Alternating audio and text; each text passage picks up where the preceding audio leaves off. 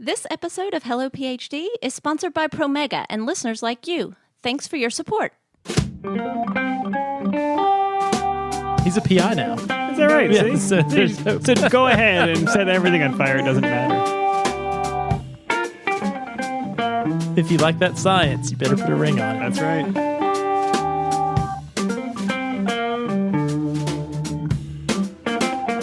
Welcome to Hello PhD, a podcast for scientists and the people who love them.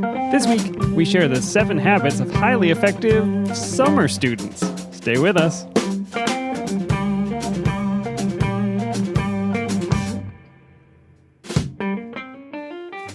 And we're back. This is Hello PhD, episode 116. I'm Joshua Hall. I'm Daniel Erneman. And we'll discuss the human side of science and life in the lab. Hey, Dan, happy Father's Day to you. Thank you. Happy one to you as well. Did you have a good one? Pretty good. Can't complain.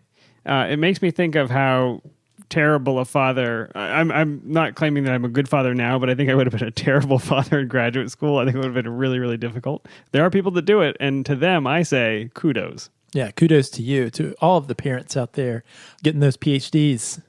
Good for you. That's right. So my family was going to make me breakfast this morning. That was going to be the thing they wanted to do. But on the weekend, I'm usually the breakfast chef. That's historically my job. And you don't get to participate if it's Father's Day, right? That was the plan. They were very adamant about that, but then no one felt super confident in their ability to make pancakes or bacon, so I ended up making breakfast. That would have been great if they did it and served it to you. You're like, oh, this isn't as good as what I do. That would have been classic. 2 stars. 2 stars. Would not go again. But Dan, something I am excited about is this beer that we have in front of us right now. Tell me something about it. All right, Dan, well, this is some listener beer.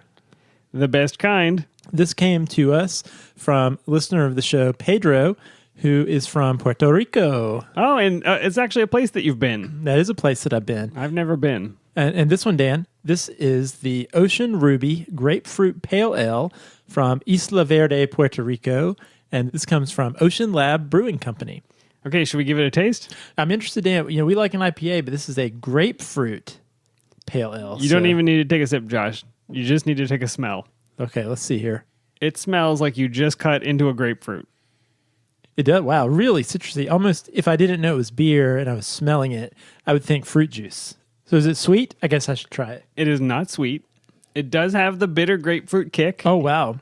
It's like eating a grapefruit. It really is. It really is. And Dan, like a pale ale, there is that hoppy bitterness, but certainly on top of that, the unmistakable grapefruit bitterness. Yeah, it starts hoppy, and then I think it smooths into a much deeper bitterness that you would associate with grapefruit. I really like it. I like grapefruit, though, so that makes me weird. I'm lukewarm on grapefruit, which is interesting because I like a hoppy, bitter beer. Dan, I did have one time a grapefruit that was broiled. It was cut in half, and it had a brown sugar cinnamon topping, and then it was broiled, so it got this crispy cinnamon sugar shell on top, and you ate it with a spoon. That was awesome. That's interesting, because if they burn the sugar, that's also going to be bitter. Did they just melted right. it? Just right. Perfect. Okay. Yeah, so good. So good. I'm down. I think heating fruit on the grill is delicious. It is delicious. It is. Summertime tip. I would love some grilled fruit with this grapefruit pale ale. Yeah, I really like this one, and if it weren't from so far away and so difficult to get, I might try it again. But thank you to Pedro for sharing it with us. Yeah, absolutely. And Pedro brought us a few different Puerto Rican beers, so we can look forward to trying some more on the show in the future. Also, Dan, I happen to know that Pedro just graduated this week from the University of Puerto Rico, Arecibo, and he is planning to apply to grad school this year. Well, that's incredible. Can you play the horn noise? There it is. Okay. Well, congratulations, Pedro. And thanks again for sharing this delicious beer with us. All right, Dan, what do our friends at Promega have to say to us this week? So much, Josh. You know that oftentimes there are techniques that you maybe don't understand or related to today's topic, things you're trying to explain to maybe an undergrad or somebody that's coming through the lab, and you're busy and they're busy, and wouldn't it be great if there were resources that could help maybe bring them up to speed a little bit before you had to sit down with them and walk them through that? Promega has that. They've got a student resource center, and it's got resources for all sorts of cellular and molecular biology techniques like cell culture, reporter assays, PCR, cloning, Tons of stuff on there. So if you have a summer student this year, and that's what we're going to be talking about, why don't you send them to promega.com/hellophd, and you'll find a link there to get access to all of that important information. And I guess if you are a summer student, you could just go straight to the source and check it out yourself. That's right. Yeah, we hear from listeners who are undergrads thinking about going to grad school all the time. So what a great resource to have at your fingertips. Maybe you can show those graduate students a thing or two. All right, Dan, that's a great segue into our topic for this week. But before we jump into that, we still have a little bit of feedback that has come in on our last couple of episodes talking about the fixed time PhD. I did manage to intercept all the hate mail, right? It didn't get to me, so okay, thank great. you. Good job to our email screener. All right, Dan, so we had an email that came from listener Nancy. And so Nancy said, I just finished listening to Hello PhD episode 114, Grad School Should Have a Time Limit.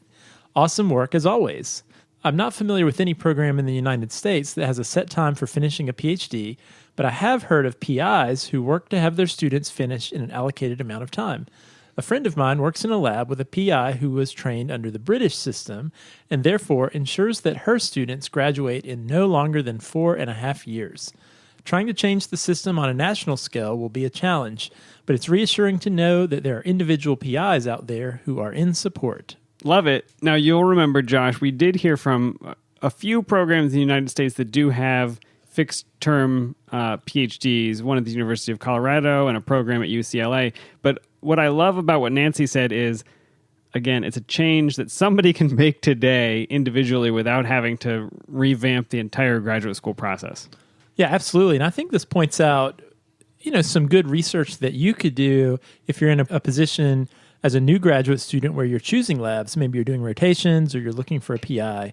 That's another piece of data you could try to collect if it's a PI that has graduated students in the past. Maybe take a look at how long students on average take to get out of that lab. That might be another data point. Or even maybe ask the PI what their philosophy is on students graduating. Do you find that there is some consistency in time to graduation based on PI? Is that something that you've ever observed? I know you probably don't have data collected on it, but... I don't. Well, actually, it's something I probably do. Are there people you tell, are there PIs you tell the student just don't go to that lab because it takes 9 years? I recently was talking to a grad student who was choosing a lab, and one of the labs he was considering, the PI was very straight up with him that most of his students tend to graduate in 4 or 4.5 years, and he's very focused, and that's important to him. And that was definitely a deciding factor in this grad student joining that lab. And it's definitely true. That is a lab where students get in there and they get on projects, they publish papers, and they get out. And so, if I was a grad student and all things being equal, I'd like the science in 2 labs and 1 PI seemed motivated to help me move through the process efficiently, I would certainly take that into consideration. I know. I may even take the science I liked slightly less in order to get out on time. I know you and I may have different ways of weighing that option, but the ability to finish on a schedule, to publish papers, to be done, and then go on to study something that maybe really stokes my fire, I may make that trade. I would love to see a graph of your enjoyment of a topic over time and graph that from years 1 and then past year 5. Oh, that'd be 6, amazing. Year 7. So you start in the lab that is just like off the charts, the best place for you. And you go after year 9 to, I will murder anybody who mentions this topic to me. Yeah, I don't think enthusiasm would ever be at an all-time high at year 7, 8, or 9. No, that's true. That's interesting. I think we can make that graph. All right, well, if you have any other feedback on this topic, keep it coming in and we'll talk about it on the show. But for now, Dan, let's talk about summer research programs.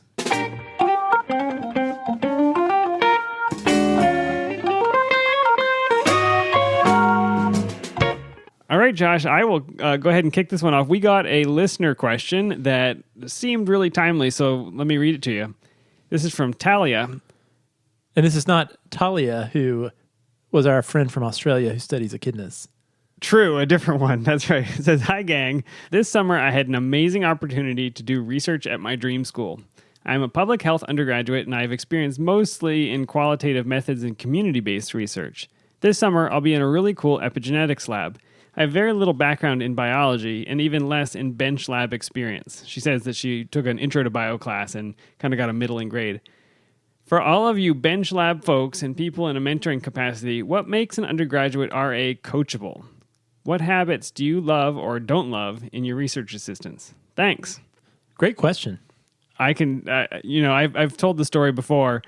Making paraffin balls and burning them or throwing them at things, not my favorite, although it happened all the time. That's something you did, or that's something your undergrads the did? undergrads did. I'm sure I did it too when I was an undergrad. It's just a common rite of passage. Parafilm is amazing. I remember a grad student in my postdoc lab was burning some parafilm, and he was facing me, and he had his back to the walkway through the lab. And what he didn't see that I saw, it was almost like slow motion. Our PI comes walking through the lab, and he's standing there holding up a giant flaming ball of parafilm. And it's hard to extinguish and hide. Well, he saw my eyes kind of move away from... You went back to your pipetting. Nothing to see here. Wasn't even watching. Yeah, she just rolled her eyes and kept walking. So that was pretty funny. Very common, not good advice for what to do as a summer student. He's a PI now. Is that right? Yeah, See? So go ahead and set everything on fire. It doesn't matter. Yeah. Okay, Dan. Well, this is a great question from Talia. And we were talking about it, Dan. I don't think we have talked a whole lot about summer research opportunities and advice specifically for undergraduates who are doing research maybe for the first time, but are very early in their research career, taking part in research during the summer. So we thought we would devote this episode to really giving a lot of great tips for how you can make the most out of your summer research opportunity.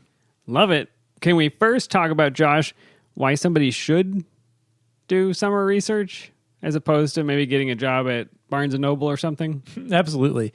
So, I think summer research can be important for so many reasons. And one thing, Dan, I can remember, I have very fond memories of the one summer in undergrad between my junior and senior year where I did summer research. And it was the first time that I had ever really focused on research sort of on a full-time basis. And I can remember how much fun we had. There were several undergrads in the lab. We were all there focusing on research. And I just remember it being a really fun time. One funny story I can remember is our PI would always get into lab really early. I mean, we're talking like 6:30 in the morning. Okay, that's early. I thought you were going to say 9:30 a.m. That is super early. And so we thought it would be really funny if we were all in the lab, hard at work, when he walked in, because that wasn't the usual Tough scenario. to do. You better stay up because you're not getting up. Well, that's what we did. So we actually, we went out to dinner that night, and I think we actually might have gone out to the bar and hung out for a while. And then we headed back into the lab around 1 or 2 in the morning, and we did experiments all night long. We had music going. We were blasting the music. It was really fun. I could really remember this was kind of this fun atmosphere, just sort of watching the clock, waiting for 6:30 to roll around.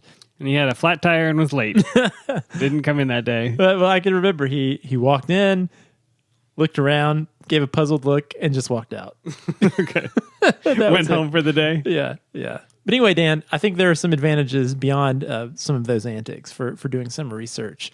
And the first one, and this is what I alluded to, so doing summer research as an undergraduate, for a lot of us, it's the first time that you have the opportunity to do research on an uninterrupted basis. So as an undergrad, maybe you're doing research at your home institution.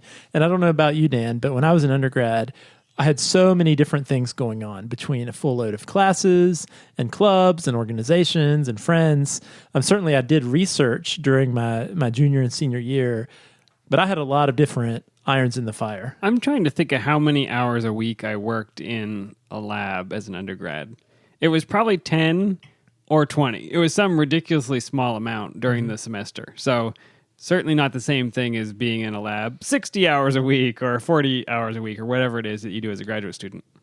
Yeah, and yourself, Dan, being in grad school, you're focusing on research on a full-time basis, which is a completely different animal than the way you interface with research as an undergrad, sort of bouncing in, like you mentioned, hopping in for a couple hours on Thursday afternoon and then coming in Wednesday during lunchtime. Yeah, you show up and maybe set up a PCR and somebody else takes it out of the machine for you, and then 3 days later you thaw out the results of that and run a gel, and then next week you do a different, but it's a gel a week probably. Yeah, absolutely. And so it's a time you can really take a little more ownership on a project and for a topic. Which leads a little bit into the next advantage, I think, of doing summer research. And that it helps you figure out if you should go to grad school. So, as we just said, Dan, in grad school, you're going to be doing research full time. So summer research can be a great way to see what you actually think about doing research full time. Yeah, I agree with that point, Josh, although I still feel a strong sense that I should have stayed longer than a summer, because I did a summer and thought I was really ready for grad school, and what I would have discovered after a year is something different, I think. But it's certainly a step in the right direction, and taking that time over the summer to get your feet wet, to understand what it's like from 9 to 5 or whatever the hours are of doing research, I think it's helpful. I just don't, what I'm concerned about or what I don't know is, can you get a meaningful amount of research done in a summer? Well, I think one of the disadvantages of summer research is that right about the time that you're trained and you kind of have half a clue about what's going on, it's time to go home. Even though I don't know how much of the subject you'll be able to go deep on or the experience of research, you will have plenty of time to pick up some techniques. Maybe you can pick a lab where you need to learn a specific technique. That having those techniques understood and down and practiced is really going to help you get started when you get to grad school. Yeah, that's absolutely true. And it gives you a little bit of illumination about the type of research you might find interesting, because a summer research program, you might have the opportunity to work in a type of lab doing a type of research that maybe isn't available to you at your undergrad school. Totally. All right, Dan, the next thing is most summer research programs tend to be at larger research institutions. Not the one you described earlier.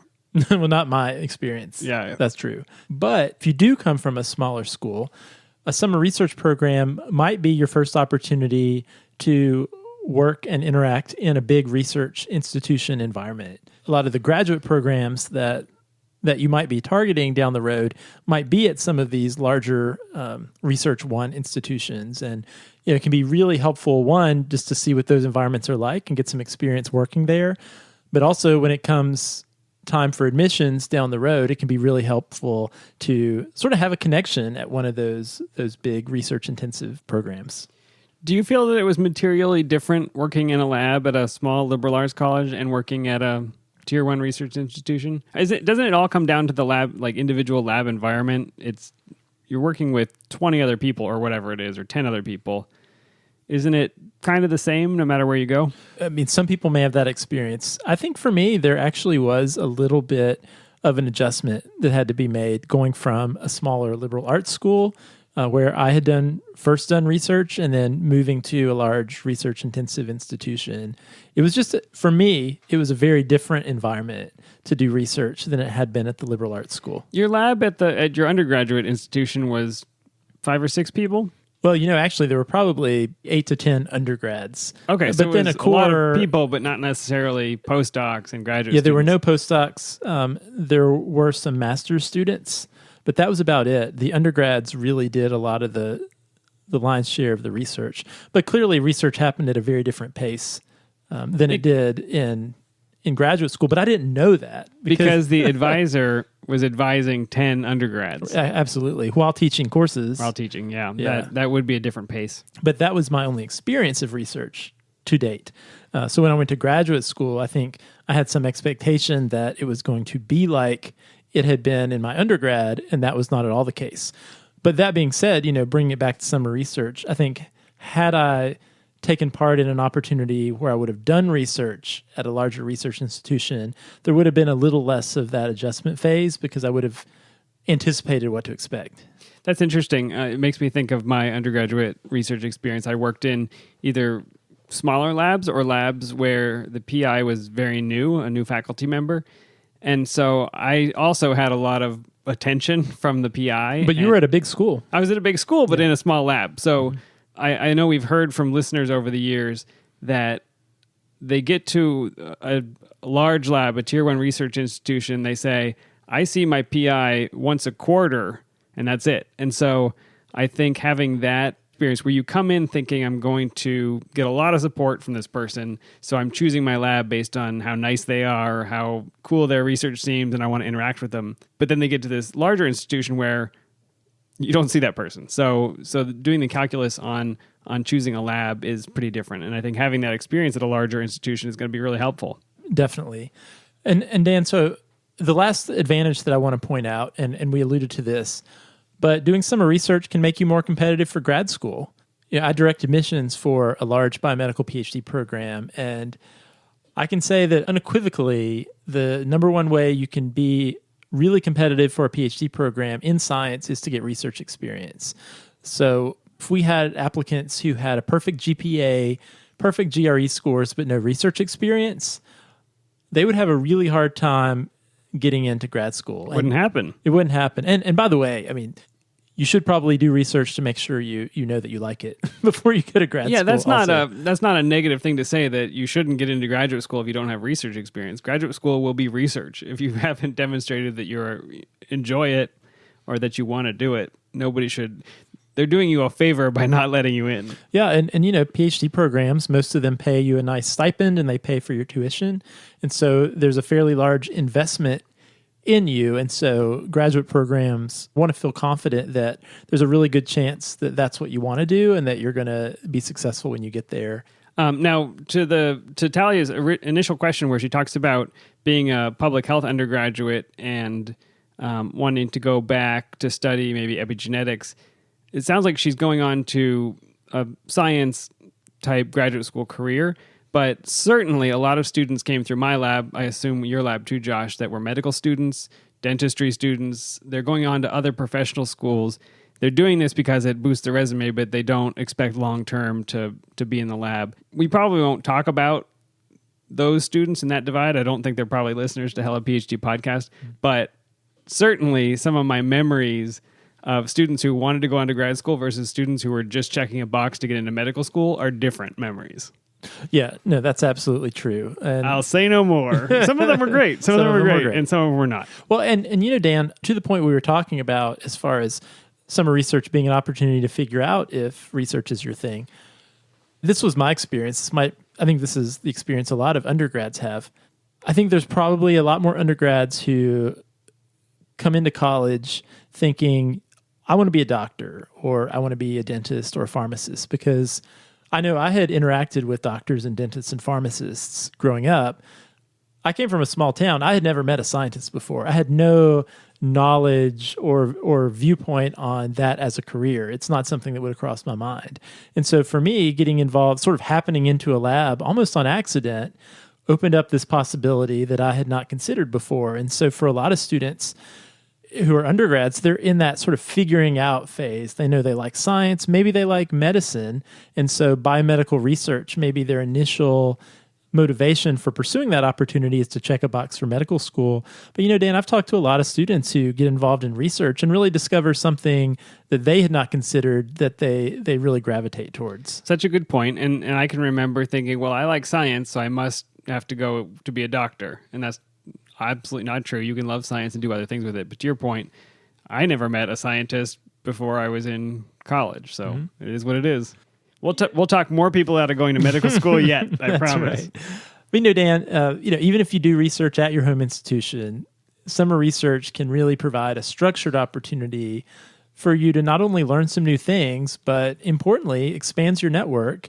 And you have a new faculty PI who can write you a letter of recommendation, and that's immensely helpful. Priceless, some would say. So let's answer Talia's question. What are the things that make an undergraduate, she used the word coachable, or what habits do you love or don't love when a new student comes through the lab? All right, Dan. Well, oftentimes we will turn to our really helpful Slack community for support. And so we were discussing this with some of those folks on our Slack channel, and Risa had this to say. So Risa said, I haven't worked with any undergraduates, but I do work with a lot of post-baccalaureate technicians, and I think the ones that are most successful have the following qualities. And so she listed several qualities.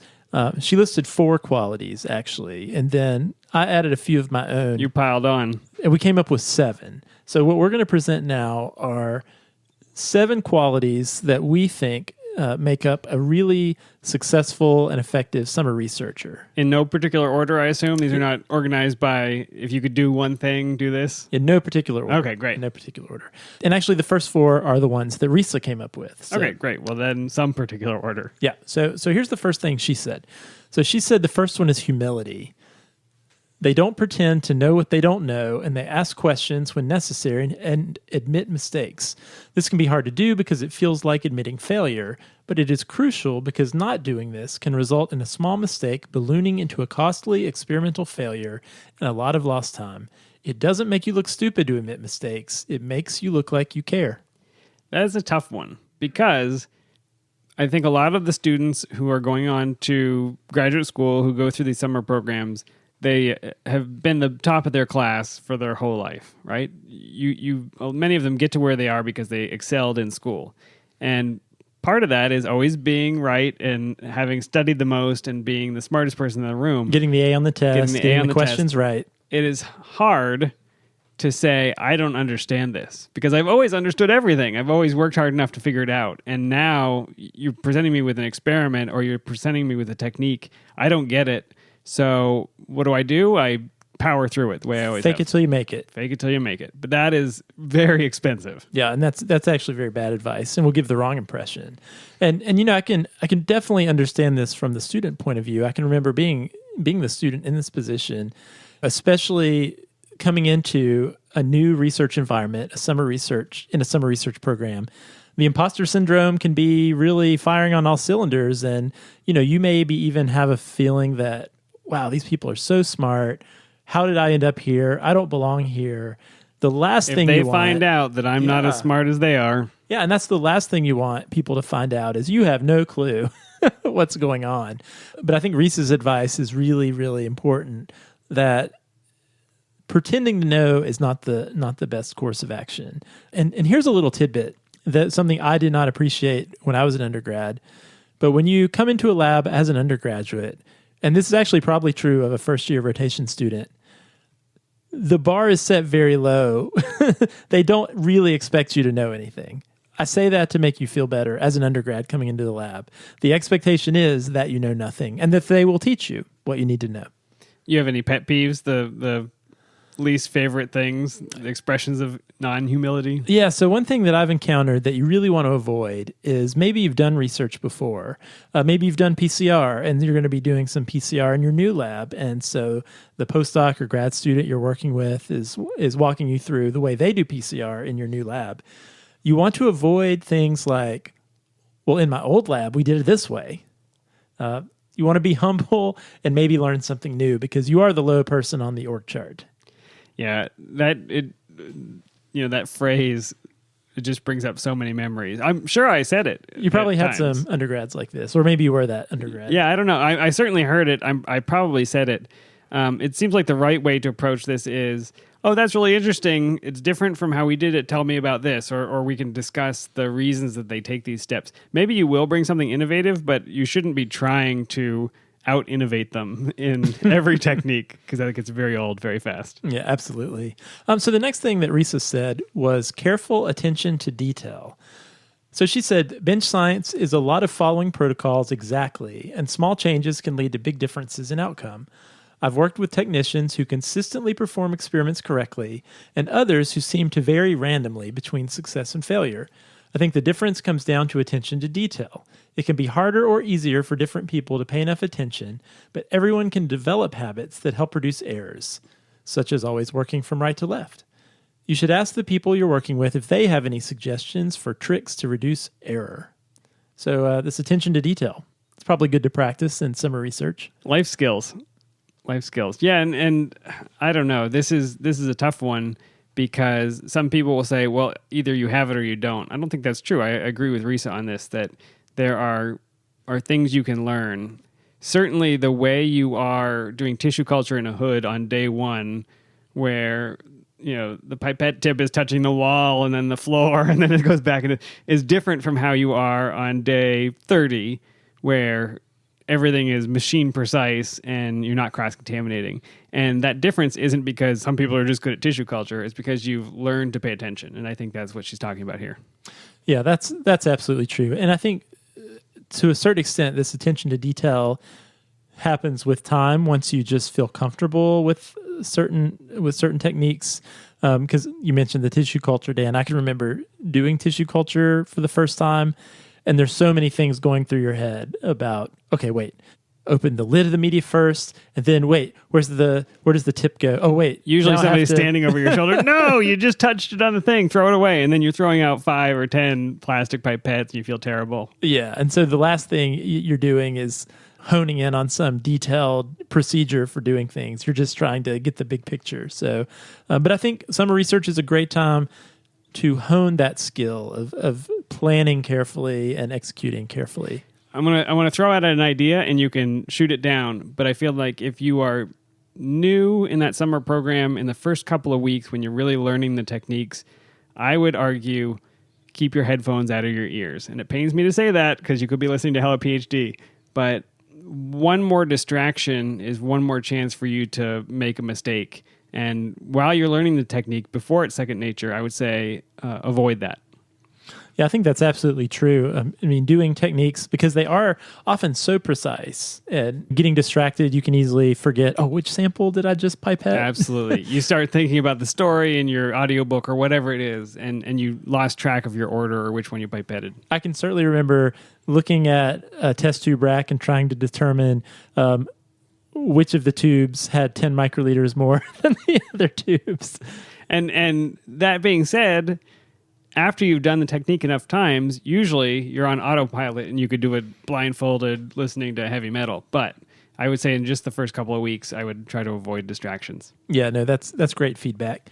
All right, Dan, and I think along those lines, Risa's next tip is it's important to be engaged with the science. You have to buy a ring? What is the... If you like that science, you better put a ring on it. That's right. So she said that this is not essential, but it really makes you stand out. An average research assistant will do what they're told, but an outstanding research assistant engages with the work, asking questions about the rationale behind the experiment, contributing ideas, and she says there are no bad ideas, and volunteering to help with additional experimental directions. They also raise the bar on workplace behavior. Risa is absolutely right on this. I think this might be, these are not in rank order, but this might be one of the more important ones, because I think asking questions and being engaged in the lab cannot be understated, especially for someone who's newer in the lab. And this goes a little bit back, Dan, to what we were talking about earlier, which is reasons why an undergraduate researcher or someone new to the lab might not want to make known how little they know. But, I think sometimes the thought is that if I don't ask questions, people will think that I'm really smart and I know all the answers. But it's actually the opposite of that. Not asking questions will generally be interpreted as you're not interested in what's going on. No, I agree with that.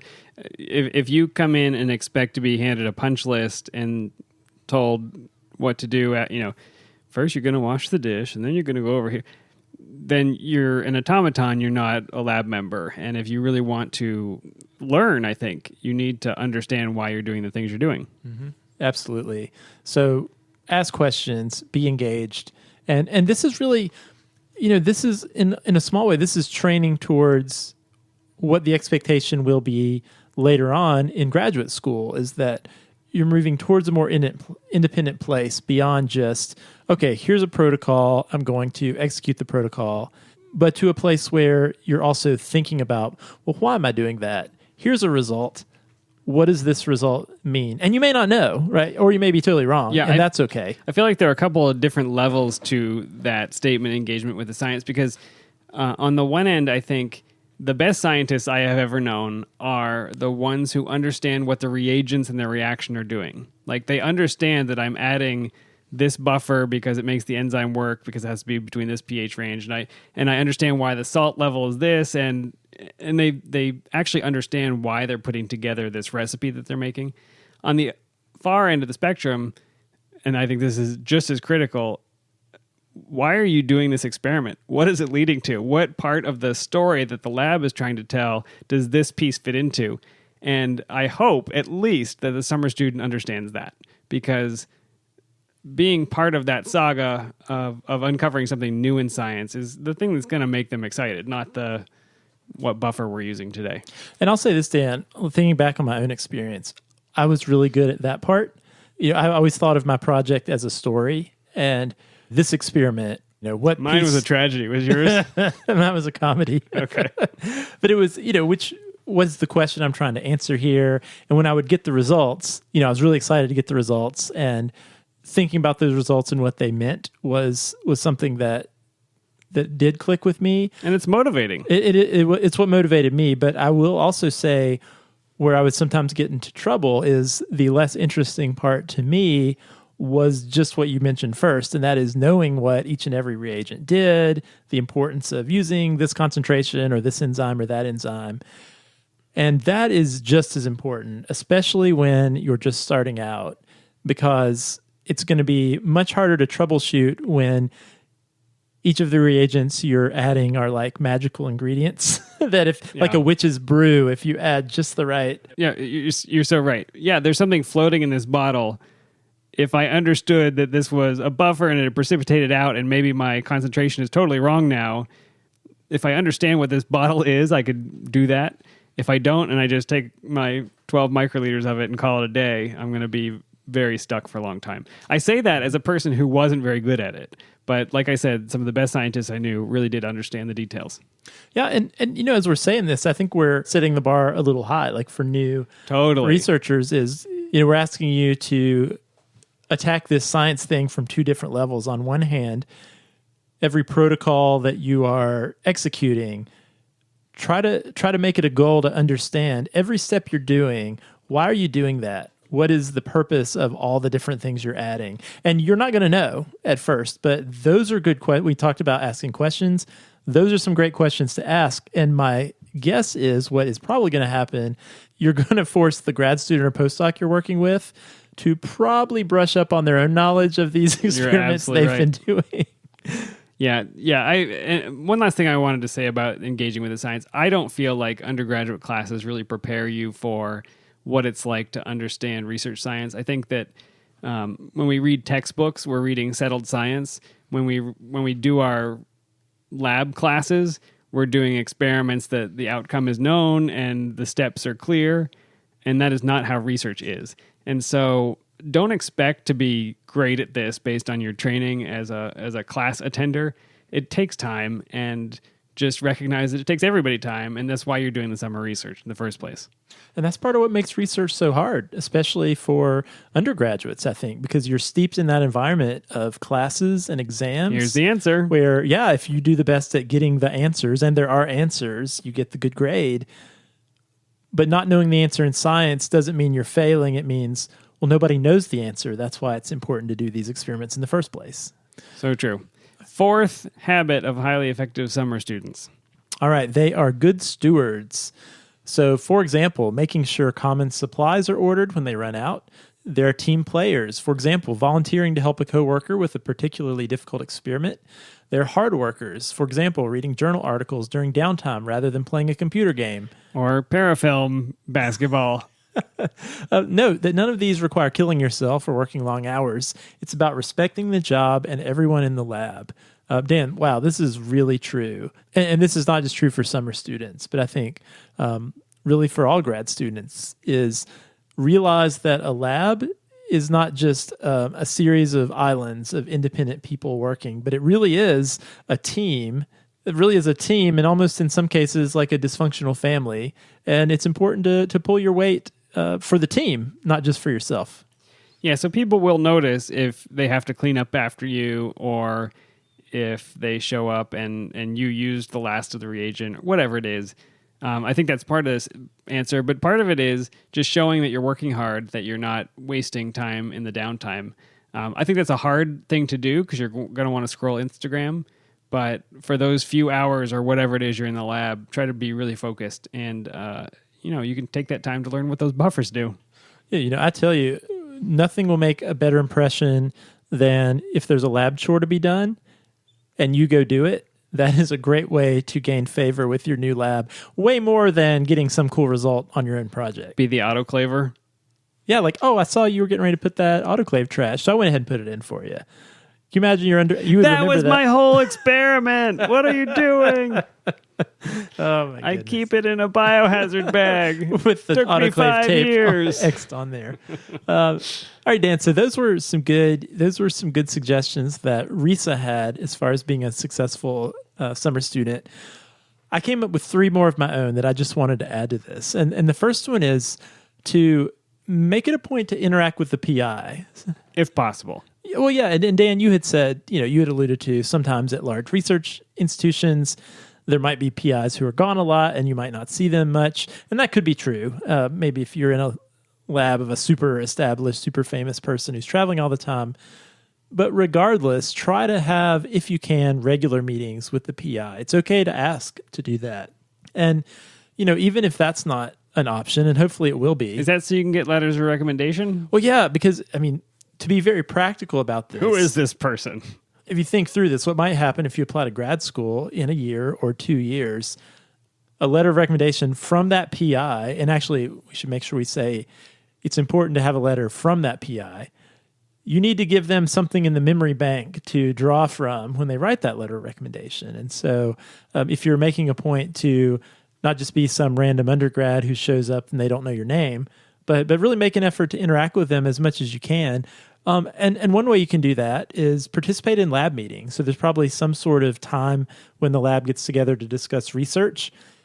It's really important for you to not just sort of sit there and passively let it go over your head, but participate, ask questions. And if there's an opportunity for you to present at the lab meeting, advocate for that and take advantage of that, even though it might feel scary. nerve-wracking. But that's really important, and it's a chance for you to showcase that you really understood what you were doing there, and you even if you didn't get a lot of good results, that you were there, you were paying attention, and you were interested in what was going on. That goes along with my next one that is related, and that's do your best to become a member of the lab during the time you're there. So you may feel like, as a new person coming in who's only there for a temporary period of time, that this isn't for you. You're like a visitor there. But as much as you can, really think about that lab as this is my lab for the next 3 months. And do things like interact with people, not just maybe you're assigned to a grad student or postdoc on a day-to-day basis, and certainly you'll interact with them. But do your best to introduce yourself and talk to other folks in the lab.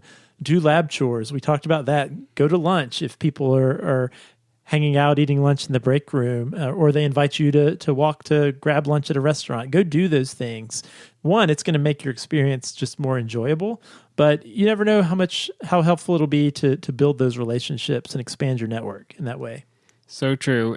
The best part of lab for me was the people. I had the privilege of working with really great, kind, wonderful human beings, and they're some of my happiest memories is all the downtime that you spend not doing research. So it's totally worth it. And I know I met so many different people through the years in lab, starting in undergrad, people I would have never met from places that I had never been. And that's part of your educational experience too. And you might learn something. All right, Dan. And then the last thing has to do with after you leave, and that is keep in touch. So, we mentioned the bad thing about summer research is just when you're starting to figure it out, it's time to go. And most of you will probably be going directly back to the business of being an undergrad. However, if you're applying to grad school, you are definitely going to want to ask your summer PI for letter of recommendation. So ideally, the next time they hear from you is not going to be a year or 2 or 3 later when you say, oh, hey, PI, no, you haven't heard from me for 3 years, but would you write me this letter of recommendation? And they probably will. A better situation is not necessarily to spam their inbox weekly, but, once a semester maybe, just shoot an email and reach out and say, hey, this is what I'm up to. I'm still moving towards graduate school. And if you want to be really savvy, you could say something like, I had such a great experience in your lab. It's really made my desire stronger to continue on in a career in research. And they're going to love to hear something like that. Hopefully no faculty are listening right now when they all get the same email. Oh, my goodness. And I want to mention, too, that a nice thank you email right after the summer ends is a nice touch, saying, hey, I enjoyed my time in your lab. Thanks for having me. And maybe even send a similar one if there's anyone in the lab that went out of their way to make your experience special. No, it's so great. And it's, as you progress through your career, the people that you interacted with in your summer program will have moved on to other places. And so, I went to Wisconsin a few years ago, and somebody that I knew in undergrad was there. And so we got together for lunch. It's the kind of thing that these people are going to be moving all over the world. And it's so cool to think about somebody I knew 15 years ago or 20 years ago. It still feels like we're caught up, or, you catch up on the last, 5 years of what just happened. And because you spent so much intense time together, that camaraderie, that friendship comes right back. So even just from the perspective of having lifelong friends, which I know, Josh, you have even from your undergrad period and your graduate school time. You and I met in graduate school, so it's wild how close you can get to people just through a few months. Absolutely. So, summer research is a great opportunity, and if there's a take-home message to all this, make the most of it. All right, Dan. Well, this was a really fun discussion. I enjoyed it. Makes me want to go back and be an undergrad in the lab again. I know. We don't often think about that time period of undergraduate before grad school, trying to pick up the skills. But it was really fun. I'm really glad we got the question, and it was really fun to think back about that time and to maybe offer some advice, things we wish we had known. Yeah, I can honestly say I can't remember a time in my career where I was more excited about research than during the time I was an undergrad. It was such a fun and an exciting time to do research. And Dan, I know we have a lot of undergrads who listen to our show. We get messages, and I'll meet people who say they're in the process of thinking about going to grad school, and they find the podcast helpful from that vantage point. So, hey, if they listen to our show and they still apply to grad school, I guess at least they know what they're getting into, right? And for Talia, who asked the question, I think you're on the right track because you asked, and you seem to be engaging the subject and trying to figure out how to do it the right way, which is leaps and bounds ahead of most of the summer research students that I mentored. All right. Well, if you have a question or a topic idea, we'd love to hear it. You can email us, podcast@hellophd.com, send us a tweet @hellophd, or leave us a message on the Facebook page. If you like the show, you can leave us a review on Apple Podcasts. We love the feedback, and it helps new listeners find the show. If you'd like to support the show, you can become a patron. Simply go to our website, hellophd.com, and click the Become a Patron button, or you can visit patreon.com/hellophd. We'd appreciate the beer money, and we'll give you access to our patron-only Slack channel. Thanks to the ongoing support from all our patrons. All right, Josh, we killed the grapefruit. It's gone. Man, this was so good. Pedro, thank you. I think you warmed up to it. Yeah, I definitely did. I mean, I hardly ever finish a beer during the time we're recording the podcast, but this one, my glass is empty. It's hot out, so it is pretty warm. It is the right beer for tonight. So thanks again to Pedro, and Josh, we'll see you next time. See you next time.